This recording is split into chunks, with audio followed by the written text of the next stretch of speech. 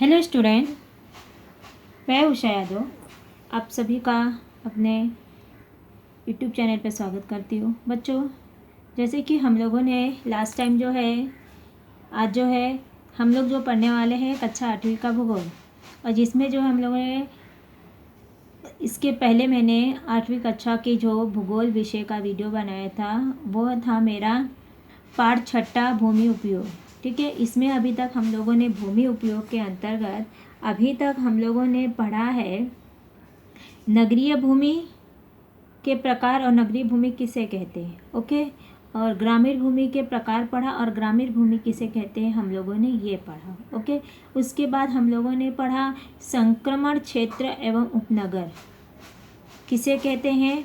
Okay, उसके बाद हम लोगों ने नेक्स्ट टॉपिक पढ़ा था हम लोगों ने योजनाबद्ध शहर, जिसमें हम लोगों ने देखा था किस प्रकार किन किन शहरों का योजनाओं के अनुसार जो है उन शहरों का निर्माण किया गया है।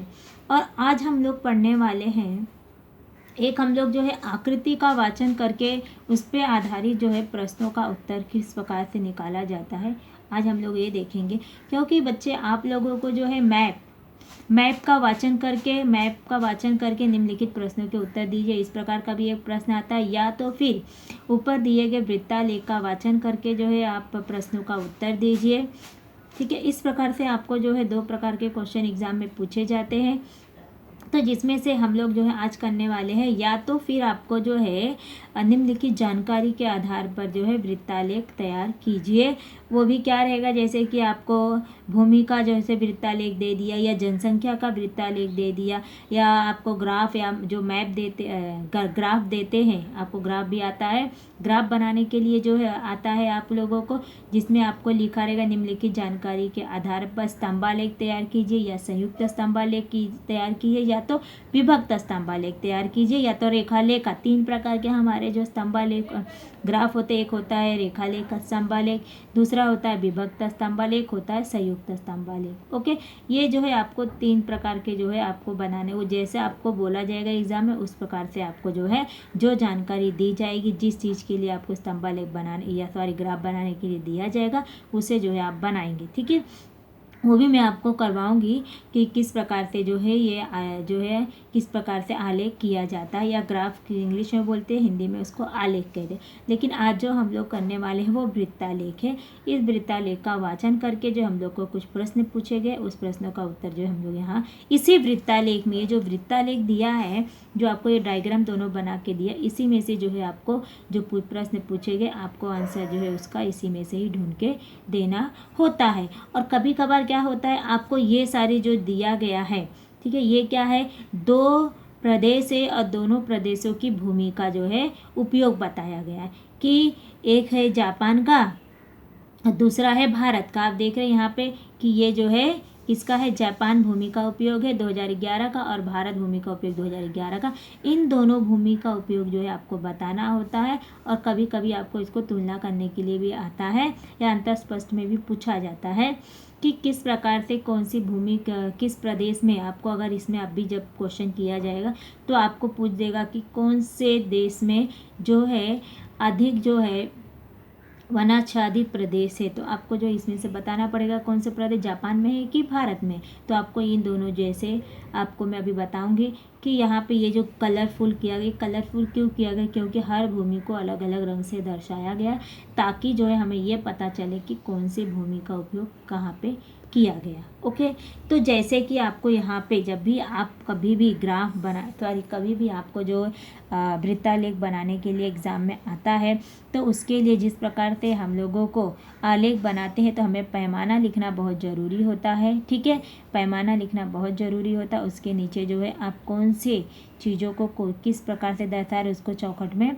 हमें लिख के उसको जो है कुछ डिज़ाइन देना होता है। उसी प्रकार से वृत्तालेख जो है दर्शाने के लिए वृत्तालेख में कौन से भूमि को कौन से कलर से दर्शाया गया है, ये सिर्फ हमको इसी से ही डिपेंड नहीं होता कि हम लोग इसको बस बना दिए और हमारा ख़त्म, ऐसा नहीं है। हमें जो है इन सभी चीज़ों को जो है हम लोग यहाँ पे प्रतिशत लिखे, लेकिन यहाँ पे जैसे कृषि योग्य भूमि को हम लोगों ने लाल कलर से दर्शाया है, रेड कलर से, स्थानीय कृषि को ग्रीन कलर से, वनाच्छादित प्रदेश को ब्लू कलर से, और अस्थाई चारागाह ये जो है हम लोगों ने जो है पीले रंग के, अन्य वन्य जो है इस प्रकार से अन्य को जो है दर्शाया गया है। ओके, तो ये अन्य को जो है हम लोग क्या करेंगे, सॉरी, ये जो है हमारे पे कृषि भूमि जो है यहाँ पे देखेंगे आप येलो कलर से है, दिखाई दे रहा होगा, येलो कलर से है। स्थानीय भूमि को रेड कलर से, वनाच्छादित प्रदेश जैसे ग्रीन कलर से दर्शाया गया। स्थानीय जो है चारागाह को जो है पर्पल कलर से, ठीक है, बैगनी कलर से, और अन्य प्रदेश को जो है किससे दर्शाया गया है, ये जो है पीले कलर का एक प्रकार है उसमें से दर्शाया गया, मतलब डार्क येलो कलर में दर्शाया गया है।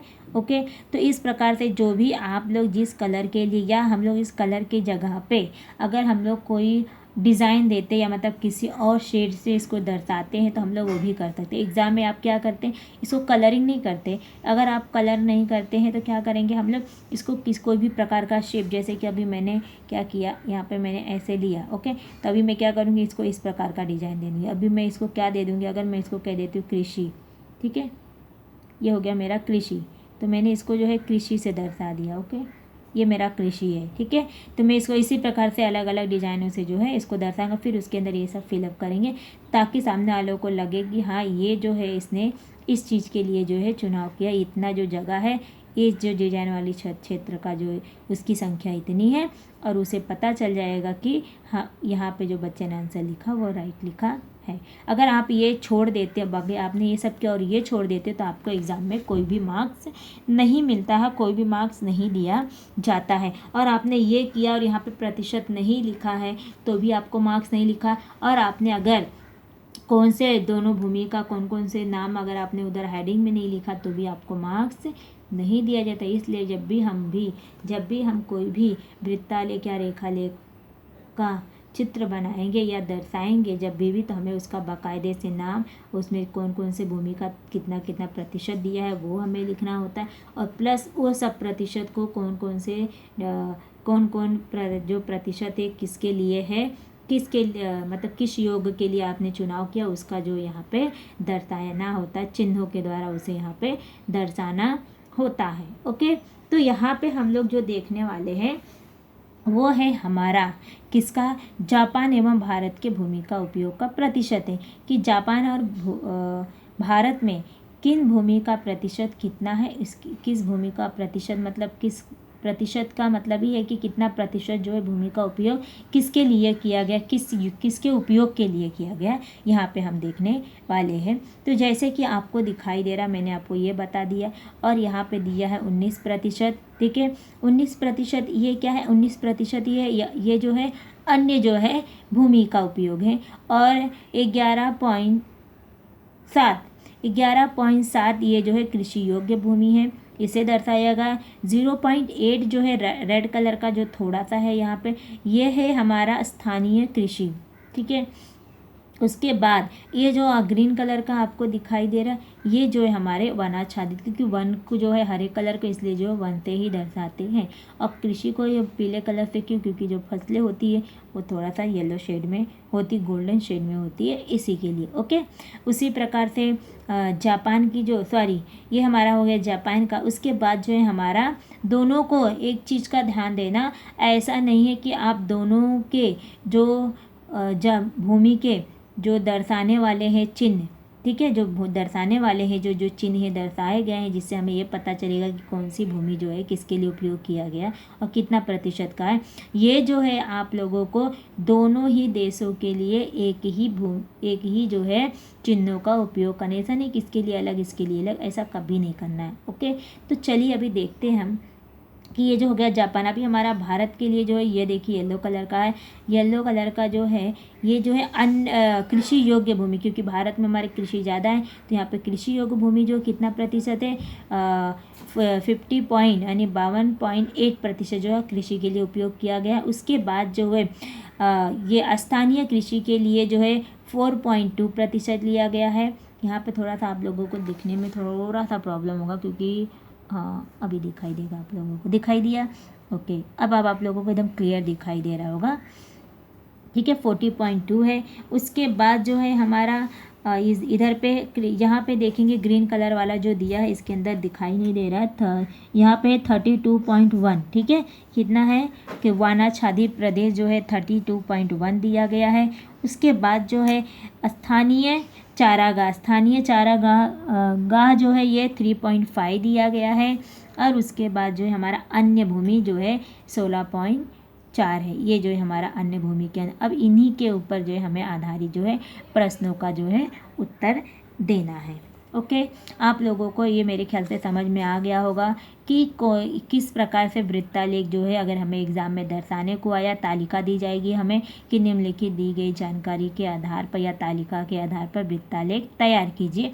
तो इस प्रकार से जो है आपको तैयार करना रहेगा, या तो फिर आपको ऐसा जैसे इस प्रकार में दिया है कि भूमि को दर्शाने वाले वृत्तालेख का अभ्यास करो और नीचे दिए गए प्रश्नों के उत्तर दो। इस प्रकार से भी जो है आपको पूछ सकता है। तो ये आपको इजी थोड़ा पड़ता है और वो भी इजी रहता है, वो अपने ऊपर डिपेंड होता है कि हम कैसे उसको समझ में आएगा तो सब इजी, नहीं समझ में आएगा तो कुछ भी इजी नहीं है। ओके, तो जैसे कि अभी हम पहला वाला देखेंगे प्रश्न। पहले वाले प्रश्न में क्या दिया है कि किस देश में वनाच्छादित मतलब वन, कहाँ पे वन सबसे ज़्यादा अधिक है, वनाच्छादित भूमि का प्रतिशत अधिक है। तो यहाँ पे देखेंगे कौन से प्रदेश में वनाच्छादित प्रदेश जो है भूमि अधिक है। तो ये जो है जापान का हो गया, और ये जो हम लोगों ने देखा ग्रीन वाला जो है वनाच्छादित प्रदेश कौन सा, ये जापान की वनाच्छादित प्रदेश हो गई, ये जो है भारत के। तो दोनों में से कौन सा ज़्यादा है, दोनों में से जो है जापान का ज़्यादा प्रतिशत है, क्योंकि जापान का जो प्रतिशत मैंने आपको बोला था वो था 68.5 और हमारे यहाँ पे जो है 23.1 है। ओके, तो यहाँ पे आपको ज़्यादा है, तो आप इसके अंतर्गत लिखेंगे कि जापान में, इसका आंसर किस प्रकार से लिखेंगे कि जापान में वनाच्छादित भूमि का प्रतिशत जो है अधिक है। ओके, क्योंकि आपको आकृति देखकर ही समझ में आ गया है कि यहाँ पे जो है इसका जो भूमि का जो है वनाच्छादित प्रदेश जो है ज़्यादा है। ओके, उसके बाद सेकंड क्वेश्चन पूछा गया है आपको, कृषि के अंतर्गत भूमि का अनुपात किस देश में अधिक है। कृषि के अंतर्गत, कृषि के मतलब कृषि के लिए भूमि का अनुपात किस देश में अधिक है, किसके लिए अधिक है, तो आपको पता चलेगा। भूमि के लिए हम लोगों ने क्या दिया, येलो, लाइट येलो कलर दिया।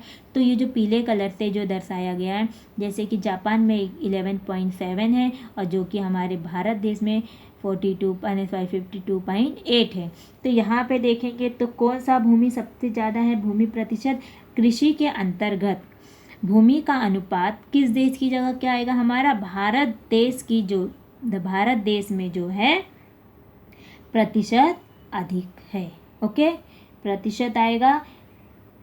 ओके, अनुपात भी लिख सकते हैं या प्रतिशत जो है भारत में अधिक है। तो यहाँ पे देख रहे हैं आपको ज़्यादा भूमि का जो है कहाँ पे दिखाई दे रहा है, आपको भारत देश में दिखाई दे रहा है, जापान में जो है कम है और यहाँ पे अधिक है। ठीक है, आपको यहाँ पे प्रतिशत नहीं बोला गया लिखने के लिए, जब आपको ये बोला जाएगा कितना प्रतिशत है तब आपको लिखना होगा। अगर आपको इस प्रकार से क्वेश्चन किया गया होता कि कृषि के अंतर्गत भूमि का अनुपात किस प्रदेश में अधिक है और उसका प्रतिशत कितना है, तो आपको दोनों आंसर लिखना होता। तो बताना पड़ता कि भारत देश में जो है भूमि का अनुपात अधिक है और उसका प्रतिशत जो है जितना है इधर पे दिया गया है, कितना दिया गया है यहाँ पे 42.8 जो है प्रतिशत है। तो आपको इस प्रकार से आंसर लिखना होता है, लेकिन आपको यहाँ पे एक ही पूछा गया है कि कौन सा अधिक है, सिर्फ आपको भारत लिखना है।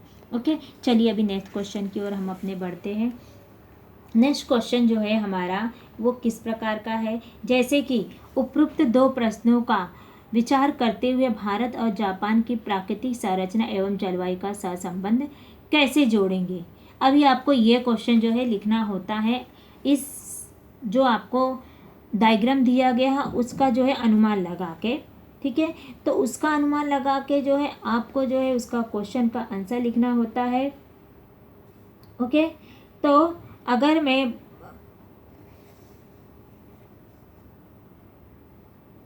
यहाँ पे पूछा गया है कि दोनों को किस प्रकार से, दोनों का जो है जलवायु का जो है हम लोग सहसंबंध जोड़ेंगे, तो अगर मैं इसका आंसर बोलूँ तो कैसे कि मैदानीय प्रदेशों की जो अधिकता तथा सम जलवायु के कारण भारत में अधिक जनसंख्या पाई जाती है। तो यहाँ पे अगर हम लोग देखेंगे तो क्या होगा कि भारत में जो है अधिक जनसंख्या पाई जाती है, जिसके कारण जो है यहाँ पे अधिक जनसंख्या पाई जाती है, जिसके कारण मैदानी प्रदेश जो है अधिक तथा सम जलवायु के कारण जो है यहाँ पे अधिक जनसंख्या पाई। अधिक जनसंख्या के कारण यहाँ पे जो है वनवासी जो क्षेत्र का विस्तार जो है बढ़ रहा है। ओके, और वनों का क्षेत्र का विस्तार निरंतर कम हो रहा। क्यों? क्योंकि यहाँ पे जो जनसंख्या अधिक है तो वन जो है कटाई हो रही भारत देश में। ओके, और दूसरा है इसके विपरीत अगर जापान में हम जाते हैं तो जापान में अधिक पर्वतीय प्रदेश पाए जाते हैं। और हमारे देश में हमारे जो देश में भारत देश में जो है क्या पाया जाता है, मैदानी प्रदेश अधिक है ना। यहाँ पे जो है मैदान पैदा मतलब समतल जो भूमि अधिक होता है और जो है सम जलवायु होने के कारण और मैदानी जो प्रदेश है यहाँ पे मैदानी प्रदेश पाए जाने के कारण जो है में अधिक जनसंख्या भी पाई जाती है। और अधिक जनसंख्या के कारण जो है यहाँ पे जो है आवासीय जो क्षेत्र होता है, आवासीय क्षेत्र जो रहने का आवासीय क्षेत्र का जो है विस्तार अधिक होने के बढ़ता है और जिसके कारण जो है वनों का जो है निरंतर जो यहाँ पे कमी आ रही। लेकिन उसके विपरीत अगर हम जापान में जाएंगे तो जापान में जो है अधिक से अधिक जो पर्वतीय क्षेत्र पाए जाते, तो समतल में जो पर्वत क्षेत्र अधिक पाए जाने के कारण वहाँ पे जो उसकी अपेक्षा मतलब भारत देश की अपेक्षा जापान में जो है जनसंख्या कम पाई जाती है और इसलिए जो है जापान में वन क्षेत्र का अधिक विस्तार। मतलब यहाँ पे दो कारण है कि भारत देश में जो है मैदानी प्रदेश पाया जाता है और यहाँ पे जनसंख्या अधिक होती है। जनसंख्या अधिक होने के कारण जो है रहने के लिए लोगों को जगह चाहिए तो इसके कारण जो है वन की जो है कमी होती जा रही है। और जापान में जो जनसंख्या भी कम है, यहाँ पे जो है कैसी भूमि पाई जाती है, यहाँ पे जो भूमि जो होती है पर्वतीय प्रदेश पाए जाने के कारण जो है यहाँ पे जो है वन क्षेत्र का जो विस्तार अधिक है। इस प्रकार से हम दोनों की जो है जलवायु का जो है तुलना करेंगे। ओके, आया समझ में आपको किस प्रकार से। अब इसके बाद जो है नेक्स्ट क्वेश्चन कौन सा है वो देखेंगे। भूमि उपयोग एवं प्रादेशिक विकास का सहसंबंध ढूंढो। भूमि उपयोग एवं प्रादेशिक, भूमि का उपयोग और प्रादेशिक जो विकास होता मतलब प्रदेश का विकास का किस प्रकार से संबंध होगा। तो जैसे कि हम पहले एक चीज़ जानेंगे कि भारत में जो होता है प्राथमिक जो क्षेत्र का विकास अधिक होता है ना, प्राथमिक क्षेत्र का जो है विकास भारत में अधिक होता है, जबकि जो जापान में जो है द्वितीय तथा तृतीय सेवा का जो क्षेत्र का योगदान अधिक होता है। यहाँ पे प्राथमिक होता है, यहाँ पे द्वितीय और तृतीय क्षेत्र का अधिक विकास होता है। ये जो है भूमि और प्रादेशिक विकास का होता है कि भारत में जो प्राथमिक क्षेत्र को ज़्यादा महत्व दिया जाता है, जो कि जापान वगैरह में द्वितीय और तृतीय क्षेत्रों को अधिक महत्व दिया जाता है। ओके, उसके बाद आएगा जापान में कौन सा भूमि उपयोग पाया जाता है। जापान में कौन सा भूमि उपयोग पाया जाता है। जापान में कौन कौन से भूमि उपयोग पाए जाते हैं, जैसे कि आपको यहीं से मिल जाएगा कौन कौन से भूमि उपयोग पाए जा रहे हैं। जैसे कि आपको मानेगा वन भूमि, कृषि भूमि, चारागाह भूमि, इसके अंदर नहीं है लेकिन तो है चारागाह भूमि पाया जाता है, आदि प्रकार के जो भूमि वहाँ पे पाए जाते हैं। ठीक है, उसके बाद आपको यहीं से भूमि का मिल जाएगा, वहाँ पे भी चारागाह, वहाँ पे भी मिलता है पशुओं को चराने के लिए। उसके बाद आता है भूमि उपयोग का विचार करते हुए दोनों देशों में भूमि उपयोग पर प्रमाणित करने वाले कारकों की सूची बनाना। अभी आपको इसका कारकों की सूची जो तैयार करना है, मगर कैसे। जैसे कि अगर आपको मैं बताऊं कि भूमि उपयोग पर विचार करने वाले दोनों देशों में भूमि उपयोग पर प्रमाणित करने वाले कारक कैसे। भूमि उपयोग की दृष्टि से भारत में जो है प्राकृतिक संसाधन जो होता है, जलवायु और मृद आदि कारक जो है भूमि उपयोग पर प्रभाव डालते हैं। भूमि उपयोग पर प्रभाव डालने वाले भारत में अगर हम देखेंगे तो यहाँ पर जो है प्राकृतिक जो संसाधन पाए जाते हैं वो, और यहाँ की जो जलवायु होती है और मृदा, ठीक है, आदि जो है ये जो है कारक जो है भूमि पर प्रभाव डालने वाले होते हैं। ये हो गया भारत का। कौन कौन से कारक ही पूछा गया है आपसे, ये है। और दूसरा अगर जापान में देखेंगे तो वहाँ पे यातायात मार्ग जो है महत्वपूर्ण होता है, औद्योगिकीकरण और सरकारी नीतियाँ आदि कारक जो है भूमि पर प्रभाव डालते हैं। यहाँ पे अगर हम देखेंगे तो जापान में जो है औद्योगिकीकरण, सरकारी नीति और जो होता है यातायात मार्ग, ये 3 होते हैं। और हमारे भारत देश में जो होता है प्राकृतिक संसाधन जो प्राप्त होता है हमें उस पर, और जलवायु के ऊपर जो हमारी जलवायु कैसे, और मृदा पर जो है वहाँ के जो है भूमि उपयोग जो है के प्रमाण पर जो कारक है वो है भूमि उपयोग के जो कारक है, ये 3 चीज़ों पर होता है। तो आई थिंक सो आप लोगों को मैंने जो आज अभी ये जो वृत्तालेख समझाया आपको अच्छी तरीके से और भली भांति जो समझ में आ गया होगा। तो मैं अभी जो आपको वृत्तालेख समझाई हूँ बच्चा, आपको जो वृत्तालेख अच्छे से समझा होगा। ओके, इसमें आपको कुछ डाउट नहीं होना चाहिए कि वृत्तालेख किस प्रकार से होता है। ओके, चलिए थोड़ा हम भौगोलिक कारण देखते हैं। भौगोलिक स्पष्टीकरण, तुम्हें ध्यान में आया होगा कि विविध देशों में भूमि उपयोग में विविधता दिखाई देती है ना। हम लोगों ने देखा, जैसे हम लोगों ने जापानी और भारत का देख लिया कि इन दोनों देशों में जो होता है भूमि का उपयोग में जो विविधता पाई जाती। भूमि की उपलब्धता, देश की जनसंख्या, उसकी गुणवत्ता एवं आवश्यकता अनुसार भूमि की उपयोगिता के प्रकारों में अंतर दिखाई देता है।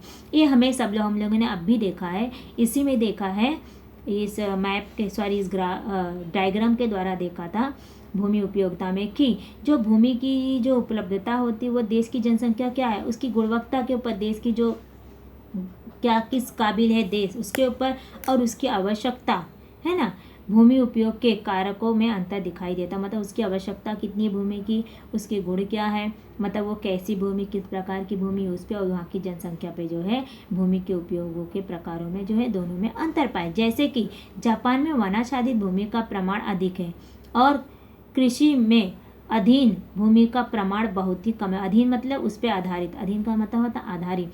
जापान में आप लोगों ने देखा वनाच्छादित प्रदेश अधिक है, लेकिन और कृषि पर अधीन जो है भूमि का जो है प्रमाण भी भूमि का जो उपयोग भी जो है बहुत कम है। उसकी तुलना में अगर हम देखेंगे तो भारत में वनाच्छादित प्रदेश का प्रतिशत कम है, परंतु जो है स्थानीय कृषि के अंतर्गत भूमि का प्रतिशत अधिक है। ओके, तो आपको ये समझ में आया कि हमारे भारत देश में और जापान में दोनों में किस प्रकार से, इसी प्रकार से और सारे जो जितने भी देश है उन सब में जो है इन्हीं सभी कारकों के ऊपर जो है भूमि में जो है विभिन्नता पाई, जो भूमि के उपयोग में जो है विभिन्नता पाई जाती है। ओके, किस प्रदेश में भूमि का उपयोग किसी प्रदेश के भूमि उपयोग के अनुसार विकास स्तर समझा जा सकता है। मतलब जो भूमि के उपयोग का जो उपयोग है उसी के अनुसार जो है उसके विकास को जो है समझा जा सकता है। जिस प्रकार से भूमि का उपयोग जो देश जैसा करता है उसके विकास को हम उससे उसी हिसाब से जो है समझ सकते हैं। ओके, अभी हम जो है ये जो हम लोगों का कंप्लीट हुआ।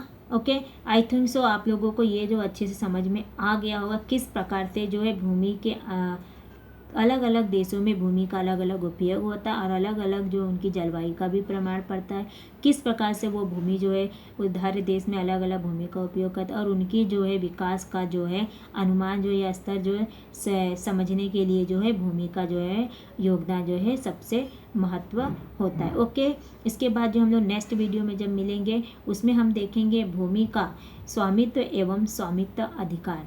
ओके, भूमि का स्वामित्व एवं स्वामित्व का अधिकार देखने वाले हैं। चलिए मिलते हैं हम आपसे नेक्स्ट वीडियो में। चलो टाटा बाय बाय।